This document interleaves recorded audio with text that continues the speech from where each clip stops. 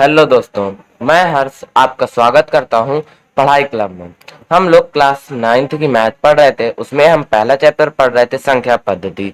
संख्या पद्धति में हम लोग प्रश्नावली 1.1, 1.2, 1.3, 1.4 को हम लोग समझ चुके थे और आज हमें प्रश्नावली 1.5 को देखना है। तो अब शुरू करते हैं हम आज की वीडियो और समझते हैं प्रश्नावली 1.5 को। तो वीडियो शुरू करने से पहले आप वीडियो को लाइक कर दो, शेयर कर दो, साथ में चैनल को भी सब्सक्राइब कर लो और बेल आइकन को प्रेस कर दो ताकि आने वाली वीडियोस की नोटिफिकेशन आप तक बिल्कुल टाइम पे पहुंच जाए। तो शुरू करते हैं हम लोग आज की वीडियो। तो पहला सवाल कह रहा है कि कौन परमेय है कौन अपरमेय है। मतलब हमें कुछ संख्या दी हुई, आप अपने बुक खोलिए और देखिए, उसमें कह रहा है कि बताइए नीचे दी गई संख्याओं में कौन कौन परमेय संख्या है और कौन कौन अपरमेय संख्या है। ठीक है, तो हमें संख्याएं बतानी है कि परमेय है कि अपरमेय। तो देखते हैं हम अपना पहला सवाल। तो पहला सवाल कह रहा है 2 - √5। 2 - √5 है। तो अब देखिए, हमें बताना है कि ये परमेय है कि अपरमेय है। पहले आप इसके अंदर का देखिए। इसके अंदर मतलब जितनी संख्या दी हुई पहले उनको देखिए। मान लीजिए 2 है, आप अपने 2 को देखिए। अब 2 बताइए आपकी परमेय है कि अपरमेय। पहले ये चीज देखिए, आप बताइए क्या है 2।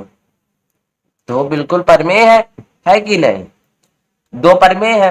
और √5 बताइए क्या है? बताइए, मैंने बताया था जो रूट के अंदर संख्या होती है क्या होती है? वो अपरमेय संख्या होती है, अपरमेय संख्या होती है। तो ये परमेय है और ये अपरमेय है। जब इसमें एक परमेय है और एक अपरमेय है तो इसमें ये जो आंसर आएगा हमें बताना है कि ये पूरी क्या आएगी। तो वो जो संख्या होगी वो अपरमेय आएगी। अब अपरमेय क्यों आएगी?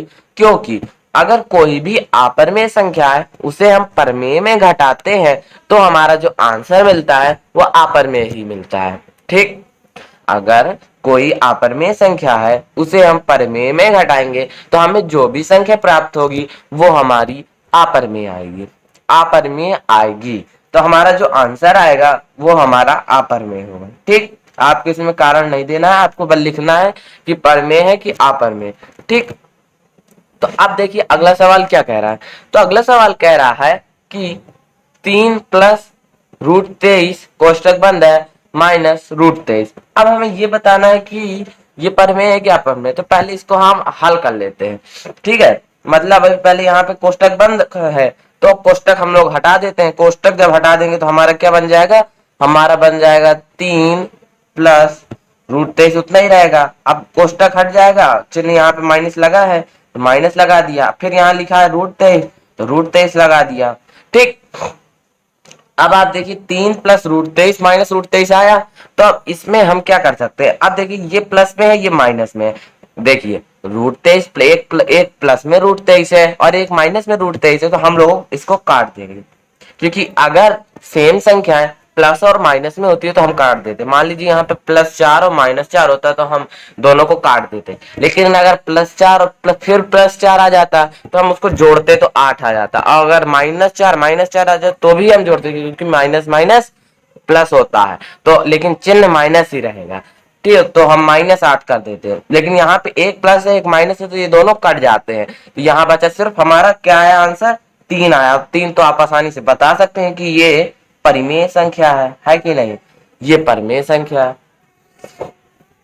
ठीक, आगे समझ में? अब देखते हैं हम अपने अगले सवाल यानी तीसरे सवाल को। तो अब तीसरा सवाल कह रहा है कि 2√7 और 7√7 हमारी परमेय संख्या है कि अपरमेय। तो आप इसमें देखिए कि ऊपर क्या है 2√7 और नीचे 7√7। तो अब इसको आप 2√7 को 2 × √7 कर सकते हैं।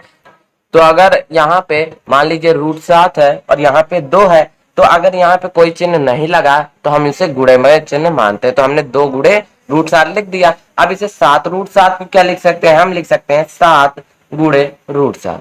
ठीक, ये लिख सकते हैं कि नहीं लिख सकते? लिख दिया। अब ऊपर आप देखिए, ऊपर भी √7 है नीचे भी √7 है तो क्या हम इसको काट नहीं सकते? बिल्कुल काट सकते हैं। तो इधर हमारा क्या बचेगा? तो इधर बचेगा सिर्फ 1, इधर भी बचेगा 1 और 2 × 1 करेंगे तो 2 आ जाएगा, 7 × 1 करेंगे तो 7 आ जाएगा। तो आ जाएगा हमारा 2/7। 2/7 तो आप आसानी से बता सकते हैं कि 2/7 आपकी क्या है? परिमेय संख्या है। ठीक हुआ। अब हम देखते हैं अगले सवाल को। तो चौथा सवाल कह रहा है कि 1/√2 को हमें बताना है कि परमेय है कि अपरमेय है। परमेय है कि अपरमेय, तो हम इसको कैसे बताएंगे? हम इसको बताएंगे कि देखिए नीचे ऊपर नीचे √2 है, ऊपर सिर्फ 1 है, तो √2 तो अपरमेय है और √2 अपरमेय है, ऊपर परमेय है, तो परमेय और बटे में अपरमेय है, तो जो हमारा आंसर आएगा वो अपरमेय ही आएगा। अब ये क्यों आएगा? क्योंकि देखिए परमेय में अगर अपरमेय का आप भाग दोगे तो आपका अपरमेय ही संख्या आपको मिलेगी। देख आया समझ में? क्योंकि देखिए यहाँ पे अपरमेय है, ऊपर परमेय है, और अपरमेय का अपरमेय से अगर परमेय में आप भाग दोगे तो अपरमेय ही आपकी बचेगी। ठीक, जैसे हमारा पहले सवाल में था कि हमें परिमेय में अपरमेय घटानी थी तो हमें अपरमेय मिली थी, तो उसी तरह अगर किसी परिमेय में अपरमेय से भाग दिया जाए तो हमारा अपरमेय ही आएगी। ठीक, आया समझ में? अब हम देखते हैं इसका पांचवा सवाल। अब देखिए पांचवा सवाल कह रहा है कि 2π परमेय है कि अपरमेय? तो मैंने बताया था कि जो ये जो पाई होता है वो अपरमेय होता है। अब जब देखिए ये अपरमेय है, तो जब अपरमेय का गुणा किसी अपरमेय से करेंगे तो अपरमेय ही आएगा, तो हम 2π को बता सकते हैं कि ये जो संख्या है वो अपरमेय है। क्या?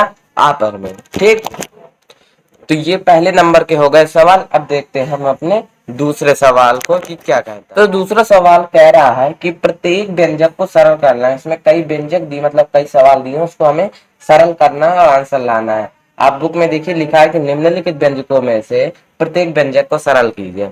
तो अब देखते हैं हम दूसरे के पहले सवाल को। तो पहला सवाल कह रहा है कि 3 + √3 कोष्टक बंद, फिर 2 + √2 को हमें क्या करना है? सरल करना है।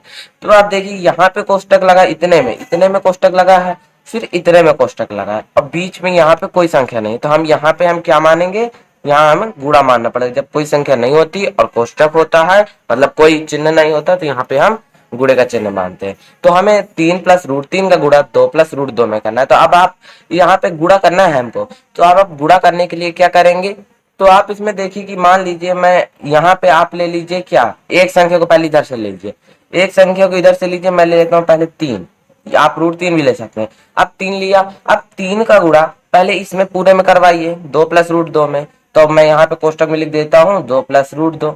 ठीक, अब आपको √3 का गुणा इस पूरे में करवाना है। पहले हमने 3 का गुणा इस पूरे में करवाया, फिर हमें √3 का इस पूरे में गुणा करवाना। देखिए यहाँ पे बीच में प्लस लगा है, तो आप +√3 कीजिए, और यहाँ पे हमें 2 √2 का हमें गुणा करवाना, 2 + √2 का, तो हमने ये चीज कर दिया। ठीक, और यहाँ जब गुणा नहीं होता, मतलब यहाँ पे अगर जब कोई चिन्ह नहीं होता तो गुणा ही मानते, तो अब 3 का गुणा हमें 2 + √2 में करना है। तो अब 2 + √2 में करने के लिए देखिए क्या करेंगे, 3 का गुणा 2 में करिए तो 3 दूनी 6 आ जाएगा, 3 का गुणा √2 में कीजिए तो कितना आएगा? 3 का गुणा √2 में करेंगे तो √6 नहीं आएगा, हमारा 3 √2 आएगा, क्योंकि 3 जो है हमारा रूट से बाहर है, तो रूट से बाहर है तो रूट से बाहर ही लिखेंगे, और चिन्ह हमारे यहाँ पे प्लस है तो प्लस कर दिया।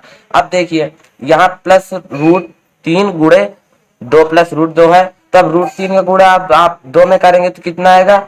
अब आप करेंगे तो यहाँ पे 2 √3 आएगा। 2 √3 इसलिए आएगा, यहाँ पे √6 मत कर दीजिएगा कि 3 दूनी 6 कर, क्योंकि देखिए 2 है, ये वाला √2, ये जो 2 है ये रूट से बाहर है, तो रूट से बाहर लिख देंगे, और चिन्ह हमारा प्लस का यहाँ लगा है तो प्लस लिख देंगे। अब देखिए अब इस √3 का गुणा √2 में करवाना है, तो अब आप यहाँ पे देखिए दोनों रूट में है, तो आप √6 कर सकते हैं, क्योंकि हमें √3 का गुणा √2 में करवाना है, तो 3 दूनी 6 हो जाएगा, चिन्ह प्लस ही में ही रहेगा, तो √6 बन जाएगा।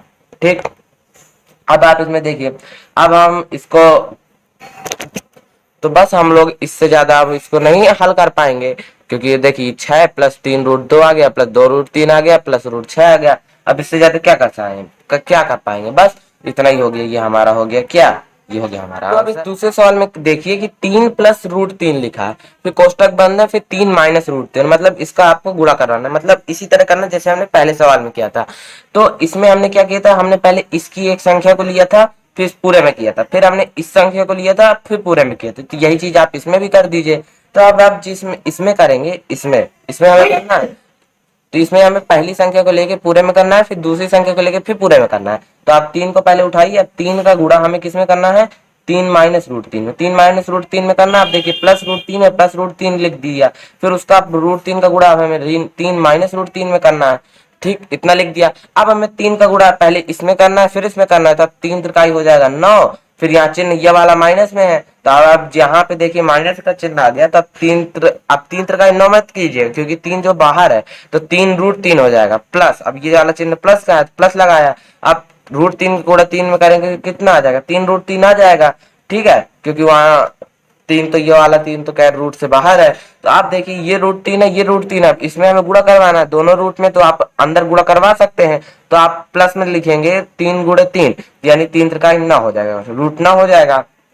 अब आप देखिए इस ये जो संख्या 3√3 और ये 3√3 ये एक प्लस में एक माइनस में, तो आप इसको काट दीजिए क्योंकि मैंने बताया है कि एक प्लस में और एक माइनस में तो कट जाती है। तो अब आप यहाँ 9 प्लस लिखिए, ये वाला प्लस लगाइए। अब √9 का जब हम रूट हटाएंगे तो √9 किसका वर्ग होता है, 3 का होता है, तो अब 3 का होता है तो आप 3 लिख दीजिए। अब 9 3 कितना होता है, 9 3 हमारा 12 होता है, तो अब आपका ये 12 ही आंसर हो जाएगा।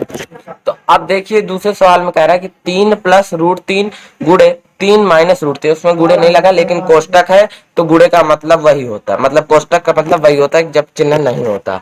ठीक, तो अब 3 प्लस √3 है 3 माइनस √3 है, तो हम उसी प्रकार करना है, यहाँ की पहले एक संख्या को उठाइए पहले वाले को, तो 3 उठाया हमने 3 ये लिख दिया। अब ये वाली पूरी संख्या ले लीजिए, तो इसका गुणा हमें 3 का गुणा आपको पूरी संख्या में करना है, तो 3 माइनस √3 कीजिए। अब दूसरी संख्या को उठाए प्लस √3 है, प्लस √3 जैसे चिन्ह हो तय लिख दीजिए। अब इस संख्या को उठाइए तो 3 माइनस √3 हो जाएगा।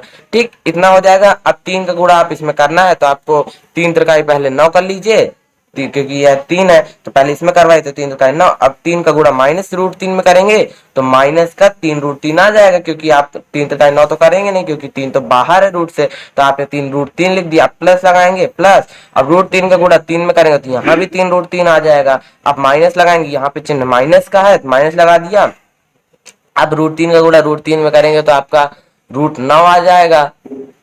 ठीक है, √9 आने के बाद अब देखिए ये माइनस में है ये प्लस में, इसको हमने काट दिया। अब इसको काटने के बाद यहाँ पे 9 बचा हमारा, 9 इधर बचा हमारा माइनस का √9। अब √9 यहाँ बचा है तो अब आप 9 का 9 लिख दीजिए। अब √9 को आप क्या कर सकते हैं, अब √9 किसका हमारा वर्ग होता है, हमारा 3 का वर्ग होता है, माइनस वो इधर रहेगा, तो आप √9 की जगह आप 3 लिख सकते हैं। हम 9 माइनस 3 करेंगे तो आपका 6 आ जाएगा। ठीक, अब ये जो 6 आएगा वही हमारा आंसर आ जाएगा। तो हमारा तीसरा सवाल कह रहा है कि रूट 5 प्लस √2 का होल स्क्वायर को हमें हल करना है। स्क्वायर का मतलब क्या होता है, स्क्वायर का मतलब होता है 2 बार उसी संख्या का गुणा, मतलब 3 का स्क्वायर लिखा है तो 3 गुणे 3 कर देंगे, 9 का स्क्वायर लिखा है तो 9 गुणे 9 कर देंगे। तब √5 प्लस √2 का स्क्वायर लगा, तो यानी इसी को हम 2 बार लिख सकते हैं कि नहीं लिख सकते, हम √5 प्लस √2 लिख देंगे। अब गुणे लगाएंगे, अब गुणा लगाने के बाद फिर इसी संख्या को लिख देंगे तो √5 प्लस √2 हो जाएगा। ठीक, अब हमें इसको हल करना है, तो आप इसको आप आसानी से हल कर सकते हैं। इसको हल करने के लिए आप क्या करेंगे, यहाँ की एक संख्या को उठाएंगे √5, अब इधर √5 प्लस 2 कर देंगे, पूरी संख्या लिख देंगे। अब यहाँ से उठाएंगे √2 प्लस √2 है, अब ये √5 प्लस ये पूरे में इसको फिर इसको गुणा कर देना है। ठीक, इतना आया। अब √5 का गुणा पहले आप √5 में करिए तो आ जाएगा √25। √25 आने के बाद अब आप क्या कर सकते हैं, आप √5 का गुणा √2 में करेंगे। अब √5 का गुणा √2 में करेंगे तो आपका √10 आ जाएगा, प्लस अब √2 का गुणा √5 में करेंगे तो √10 आ जाएगा। अब √2 का गुणा √2 में करेंगे तो आपका √4 आ जाएगा। ठीक, √4 आएगा। अब √25 का क्या होता है, आप किसका वर्ग होता है, 5 का होता है, क्योंकि 25 होता है, 5 आ गया। अब √10 प्लस √10 है तो आप इसको √20 नहीं कर सकते, √20 नहीं कर देंगे क्योंकि यहाँ प्लस में है, ये प्लस में है, तो आप √10 गुणे √10 प्लस √10 करेंगे तो √20 नहीं आएगा। तो आप इसको कैसे करेंगे, आप देखेंगे कि एक √10, एक ये है √10, एक ये है √10, तो दोनों √10 को मिला देंगे तो कितने √10 हो जाएंगे, हमारे 2 √10 आ जाएंगे। ठीक, आया समझ में ना, 2 √10, यहाँ पे √10 एक √10 हो गया, ये 2 √10 हो गया, तो हमने 2 √10 लिख दिया। अब √4 किसका वर्ग होता है, 2 का होता है। तब देखिए आप 5 और 2 को जोड़ लीजिए, इसको और इसको जोड़ेंगे तो 5 2 7 हो जाएगा, इधर √10 हो जाएगा। अब देखिए, अब आप इसको मत जोड़ दीजिए, 7 2 9 हो जाएगा, गलत हो जाएगा। बस इसका हम इतने से ज्यादा नहीं कर सकते सवाल, तो ये बस ये इतना ही हो जाएगा, तो बस ये हो जाएगा हमारा आंसर। ठीक, आ गया समझ में। और जो इसके अगले वाला सवाल है, जो चौथा सवाल है, वो सेम दूसरी तरह का सवाल है। उसमें भी देखिए पहले माइनस लगा है फिर प्लस लगा है, तो ठीक उसी तरह का लीजिएगा आप जैसे वो है। इसका जो एक तरीका और है, इसका एक तरीका और है सूत्र से लगाने का। सूत्र से कैसे लगाने का, ये जो देखिए √5 प्लस √2 लिखा है, तो आप क्या इसको ये नहीं कर सकते कि मान लीजिए √5 को मैं कह देता हूँ ए, आप कुछ भी कह दीजिए ए, मैंने √2 को कर दिया b, तो अब ये जो सूत्र बन गया, ये जो अब इसको हम ये लिख दिया, √5 की जगह a और √2 की जगह हम b लिख देंगे। अब फिर होल स्क्वायर लगा देंगे, तो ये बन गया a प्लस बी का whole square. a plus b का होल स्क्वायर का सूत्र क्या होता है? a प्लस बी का सूत्र होता है a square plus b square plus 2ab, ये सूत्र होता है। अब जब ये सूत्र होता है तो अब इस सूत्र में ये जो सूत्र है a square plus b square plus 2ab में आप इसका मान रख दीजिए, मतलब a की जगह √5 रख दीजिए, b की जगह √2 रख दीजिए, तो a स्क्वायर यानी √5 का होल स्क्वायर कर दीजिए, प्लस अब b की जगह √2 है तो √2 लिख दीजिए, अब b स्क्वायर लगा तो b में इसमें भी स्क्वायर लगा दीजिए, अब ऐसे प्लस लगाइए, 2 का 2 है 2 लगा दीजिए, अब a की जगह आप √5 कर दीजिए और अब b की जगह आप क्या कर सकते हैं, आप b की जगह लिख सकते हैं √2, क्योंकि √2 ही है b में। तो अब आप देखिए √5 का जब होल स्क्वायर करेंगे, √5 का होल स्क्वायर का मतलब क्या है, मतलब √5 गुणे √5, और √5 गुणे √5 करेंगे तो √25 हो जाएगा। √25 किसका वर्ग होता है? 5 का होता है, तो आप 5 ही लिख दीजिए। या तो आप ये भी कर सकते हैं कि जब हम किसी रूट की, मतलब रूट में संख्या होती है, और जब उसी संख्या मतलब रूट वाली संख्या का उसी रूट संख्या से 2 बार गुणा, मतलब उसी संख्या को 2 बार गुणा करते हैं, तो जो संख्या मतलब हमारा आंसर आता है वो वही संख्या आ जाता है जो रूट के अंदर होता है। ऐसा मतलब ये रूट हट जाता है हमारा, जब रूट का हम वर्ग कर देंगे तो जो रूट हट जाएगा, बस जो संख्या है वो हमारी आ जाएगी। ठीक, अब √2 का कर देंगे तो √2 गुणे √2 करेंगे तो √4 बन जाएगा, फिर उसका आप बता सकते हैं किसका वर्ग है √4 हमारा 2 का। ठीक, अब देखिए, अब √2 गुणे √5 गुणे √2 है, तो आप देखिए रूट का गुणा हो जाएगा, तो √5 के रूट गुणे √2 करेंगे तो √10 बन जाएगा, और √10 का गुणा 2 में करेंगे तो कितना आ जाएगा? 2 √10 आ जाएगा, 2 √10 आ जाएगा, क्योंकि 2 तो रूट से बाहर है, तो आप 10 दूनी 20 तो करेंगे नहीं, 2 √10 आ जाएगा। अब 5 2 कितना होता है? 7 होता है, 7 होता है, फिर इसको इसी तरह कर दीजिए, तो 7 √10 यहाँ भी आ गया, यहाँ भी आपको जो सरल लगे वो लगा दीजिएगा। ठीक, ऐसा में अगले वाला आप कर लीजिएगा, क्योंकि उसमें सेम वही सवाल है, चौथा सवाल है तो वो तीसरे सवाल की तरह उसी तरह है, आप गुणा कर लीजिएगा। ठीक, अब हम मिलेंगे अपनी अगली वीडियो में, और वीडियो अच्छी लगी है तो वीडियो कर दो लाइक, शेयर, और चैनल को कर दो सब्सक्राइब, और बेल आइकन को प्रेस कर दो ताकि आने वाली वीडियोस की नोटिफिकेशन आप तक बिल्कुल टाइम पे पहुंच जाए।